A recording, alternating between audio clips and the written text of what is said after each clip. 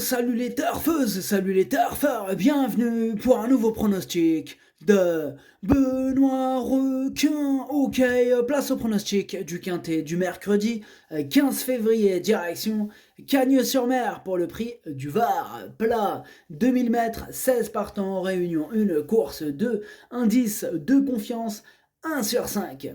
Cette vidéo, je la tourne avant l'arrivée du quintet de ce mardi. Je reviendrai dessus demain. Ok, c'est parti, on commence le pronostic et on commence avec le numéro 1, Graine de Pastel. Et on écoute l'entraîneur François Rohaut.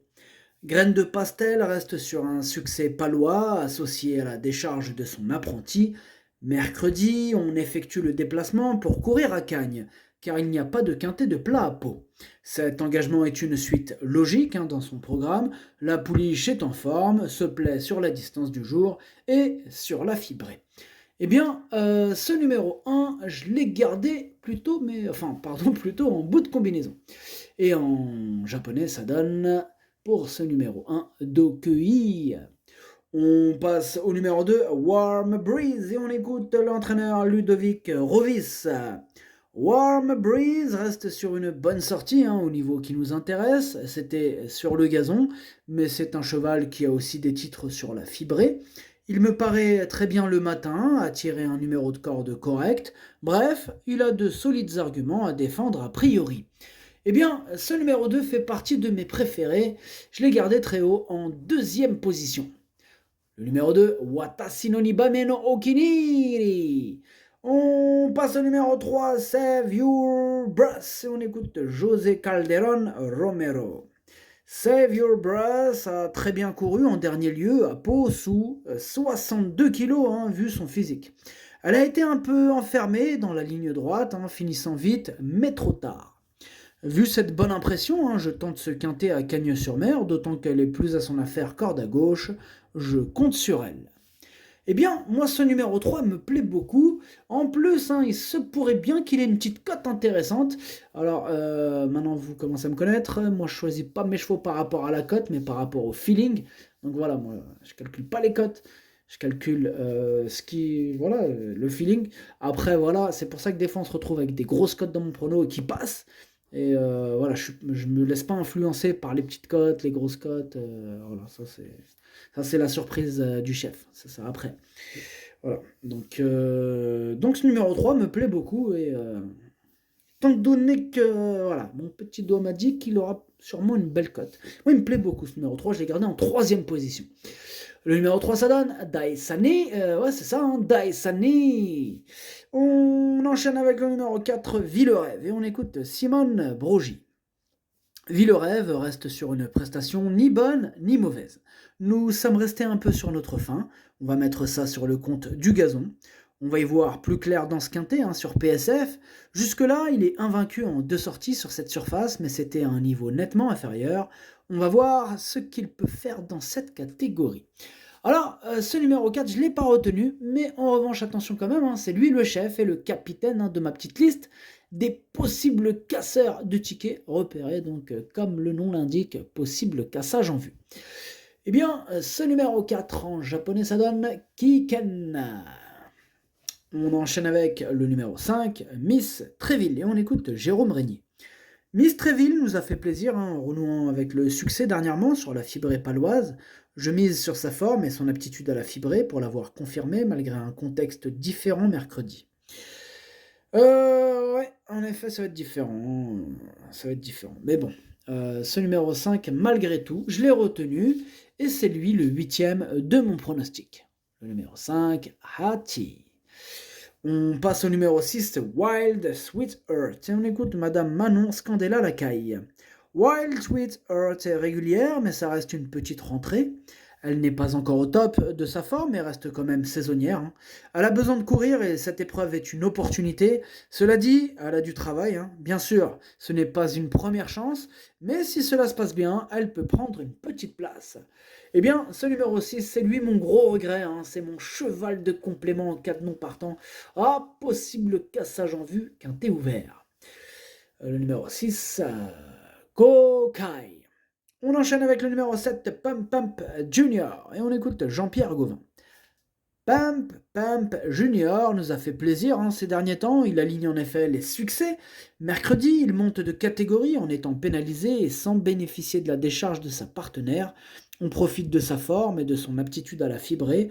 La corde 14 n'est pas avantageuse, mais c'est un cheval qui se monte à sa main. C'est donc moins handicapant. Ce numéro 7 me plaît bien, moi je l'ai gardé en 5e position. Le numéro 7, Doi.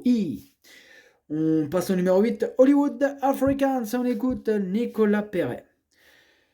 Hollywood Africans a très bien couru en dernier lieu, car c'était face à ses aînés. Il est très bien, ayant parfaitement encaissé ses efforts. Il a l'avantage de n'affronter que des 4 ans cette fois-ci, mais il y a un lot correct. Il a son mot à dire, mais n'est pas déclassé. Il faudra un bon déroulement de course. Eh bien, ce numéro 8, c'est mon deuxième regret, mon deuxième cheval de complément en cas de non partant. Attention. Ce numéro 8, Idomeno Kokai. Idomeno Kokai, plutôt. C'est différent, oui, parce qu'en japonais, petite précision, quand par exemple il y a plusieurs lettres qui suivent, il faut vraiment les prononcer comme Kokai, ça se dit pas Kokai, ça se dit Kokai. Voilà, c'est une petite précision, enfin bref. Donc, on en était à quel numéro? Eh oui, le numéro 9, Joli Coup, et on écoute Jess Paris. Joli Coup retrouve sa distance de prédilection ici et se plaît sur la fibrée et n'aura que ses contemporains sur sa route ici. J'en attends un rachat mercredi, d'autant qu'il ne me semble pas marqué par sa récente sortie. Alors, moi ce numéro 9, je l'ai retenu mais en bout de combinaison. Le numéro 9, ça donne Nanaï. On passe au numéro 10, Allure, et on écoute Maxime Cessandry. Allure affrontait ses aînés pour sa rentrée, et je ne l'avais pas nécessairement affûté pour l'occasion. Cette sortie lui a fait du bien, et elle n'affronte que ses contemporains ici. La distance de 2000 mètres ne m'inquiète pas outre mesure avec elle, car elle a gagné à la soie sur 2150 mètres. J'espère que la PSF ne sera pas trop profonde, car je la préfère en bon terrain. Alors, moi ce numéro 10, je ne l'ai pas retenu, en même temps on ne peut pas tous les retenir, et oui, il faut faire un choix. Et ce numéro 10 est quand même à l'arrière de ma petite liste des possibles troubles faits, méfiance. Le numéro 10, ça donne Kiken. On enchaîne avec le numéro 11, Lighted Glory. On n'aura pas les commentaires de l'entraîneur Johan Bonnefoy qui est parti pêcher. Amuse-toi bien, Johan. Ce numéro 11, c'est lui mon préféré. Je l'ai installé en tête. Donc le 11, ça donne Okiniri. On enchaîne avec le numéro 12, Royal Monarch. Et on écoute Christophe Escuder. Royal Monarch n'a pas démérité en dernier lieu sur une distance un peu longue pour lui et face à des chevaux d'âge expérimentés. S'il a bien récupéré, il devrait courir propre. La PSF lui convient. Il peut tirer son épingle du jeu. Il peut tirer son épingle du jeu dans ce lot, dans ses cordes. Il y a un petit piège dans cette phrase. Je ne sais pas si vous avez capté. Enfin bref. Ce numéro 12, moi je ne l'ai pas retenu. Numéro 12, ça donne Kakeux. On enchaîne avec le numéro 13, Martial Art, et on écoute Didier Prodhomme. Martial Art s'est montré assez allant durant le parcours dernièrement, il l'avait déjà fait par le passé. Il a tiré un bon numéro de corde et j'espère une course rythmée afin qu'il puisse être détendu à mi-peloton. Si tel est le cas, un rachat de sa part est espéré, d'autant que le lot dans son ensemble n'a rien d'exceptionnel. Alors, moi ce numéro 13, je ne l'ai pas retenu non plus. Le numéro 13, ça donne aussi Kakeux. Eh oui, quand on n'y retient pas, c'est Kakeux. Ça veut dire je le raye, quoi. Enfin, ouais.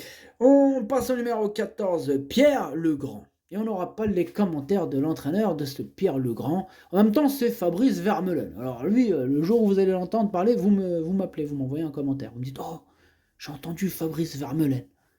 Lui doit... Ah, vas-y, bon. Ça rien de dire de conneries, mais voilà, quoi. Fabrice Vermeulen... Enfin, un bout de temps... qui dit rien. C'est dommage, franchement, c'est dommage. Mais bon, bref, c'est comme ça. Alors, ce numéro 14, je l'ai gardé assez haut, en 4e position, il me plaît bien. Donc, le 14, ça donne Yomi. On passe au numéro 15, Cortez Bank, et on écoute Jérôme Régnier. Cortez Bank a manifestement été pris de vitesse dernièrement sur 1500 mètres. Voilà pourquoi on allonge le tir avec l'espoir de le voir mieux faire mercredi. Il donne satisfaction le matin et à quelques lignes, ayant notamment fait jeu égal l'automne dernier avec un certain Saint-Hélier qui a depuis fait pas mal de chemin. Ah, c'est pas faux, hein, mais bon, je l'ai pas retenu en même temps, bon, faut faire un choix. Hein. Ce numéro 15, Caqueux. Et on termine avec le numéro 16, Louis de Bavière. Et on écoute Jean-Claude Rouget, le terrible Jean-Claude Rouget. Louis de Bavière dispose en 34,5 de valeur d'une belle chance théorique. À l'issue d'un bon parcours, je le pense compétitif ici. Ah, on ne peut pas tous les retenir. Pas facile ce quintet. Hein. Ils sont nombreux à pouvoir espérer se mêler à l'emballage final. Et oui, ce numéro 16, il est en plein milieu de ma petite liste des possibles troubles faits. Attention. Le numéro 16, Kiken. Danger, Kiken. Le pronostic, ça donne 11, 2, 3, 14, 7, As, 9. Merci d'avoir suivi cette vidéo. N'hésitez pas à mettre un pouce bleu si la vidéo vous a plu. Vous aidez ainsi grandement la chaîne. Pour accéder à tous mes tickets pour la course du quintet, rendez-vous directement en description de la vidéo. À jouer avec modération. Bonne chance. Chopez-le moi. Ciao.